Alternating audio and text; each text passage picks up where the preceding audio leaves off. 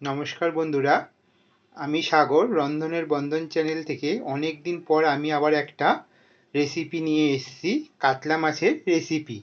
আমার খুব শরীর খারাপ ছিল, তার জন্য আমি 15-20 দিন কোনো ভিডিও আপলোড করতে পারিনি। চিকেনগুনিয়া হয়েছিল, তখন একটু ভালো আছি, তাই আমি আজকে আবার একটা নতুন রেসিপি নিয়ে এসেছি। রেসিপিটা দেখার অনুরোধ রইল। আমি কাতলা মাছটাকে আগে থেকে ধুয়ে ভালো করে নুন হলুদ মাখিয়ে রেখেছি। আর আগে থেকেই আমি গ্যাসে একটা কড়াই বসিয়ে দিয়েছি, তেলও গরম হয়ে গেছে। আমি মাছটা এবার ফ্রাই করে নেব।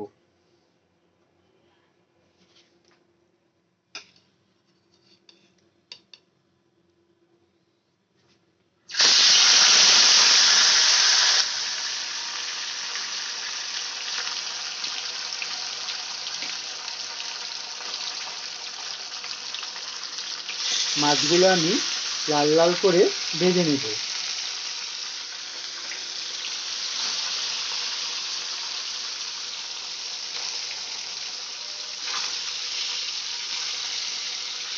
তাহলে বন্ধুরা, আমি মাছগুলো দিয়ে দিয়েছি।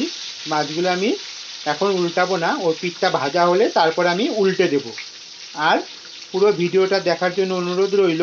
আমি কি করে আজকে ধনেপাতা দিয়ে কাতলা কালিয়া বানাবো। সঙ্গে থাকুন, দেখতে থাকুন। আমাদের মাছগুলো ও পিঠ ভাজা হয়ে গেছে, এবার আমি আস্তে করে উল্টে দেব। এই পিঠটাও আমি এরকম লাল করে, খুব একটা কড়া করে আমি ভাজবো না। ওই পিঠটা এমন সামান্য এরকম লাল করে ভেজে নেব।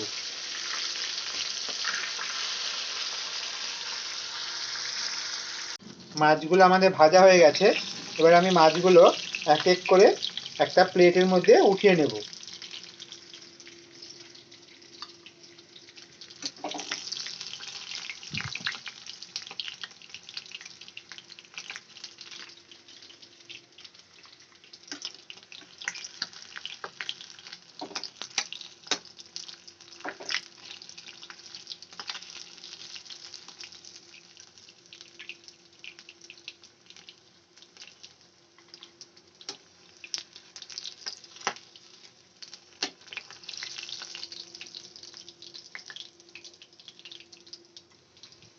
মাছগুলো আমি এরকম লাল করে ভেজে নিয়েছি, বাকি মাছগুলো আমি ভেজে নেব।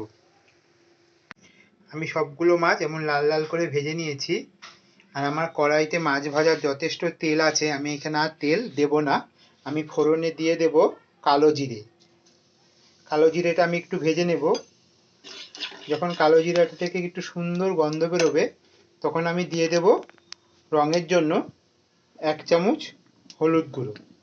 বন্ধুরা, খুব ইজি আর খুব জলদি হয়ে যায় এই ধনেপাতা দিয়ে কাতলা মাছের কালিয়া। এখানে আমি ধনেপাতাটা আগে থেকেই পেস্ট করে রেখেছি। ধনেপাতার পেস্টটা আমি দিয়ে দেব।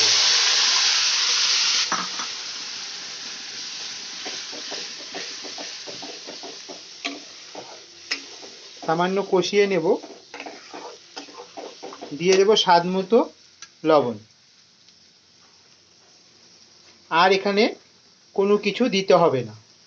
আমি যখন ধনেপাতাটা পেস্ট করেছি, তখন আমি ঝালের জন্য কাঁচা লঙ্কা দিয়ে দিয়েছি। এখানে আমি কোনো লাল লঙ্কার গুঁড়ো ব্যবহার করব না, এটা পুরোটাই কাঁচা লঙ্কাতে হবে। এইভাবে একবার বানিয়ে খাওয়ার অনুরোধ রইল। যদি একবার বাড়িতে এভাবে বানান, তাহলে কমেন্ট বক্সে অবশ্যই আমাকে শেয়ার করবেন কেমন হয়েছে। আশা করি খুব ভালো লাগবে। খুব চটজলদি হয়ে যায় এই রেসিপিটা।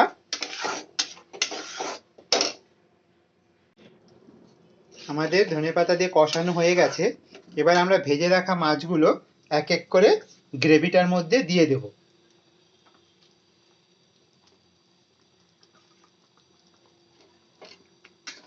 গ্রেভিটার মধ্যে দিয়ে আমরা ভালো করে ফুটতে দেব। বন্ধুরা, এটা গা মাখা হবে। খুব টেস্ট লাগে খেতে বন্ধুরা, গরম ভাতের সঙ্গে দুর্দান্ত লাগে। একবার অনুরোধ রইল, বাড়িতে বানিয়ে ট্রাই করে দেখবেন।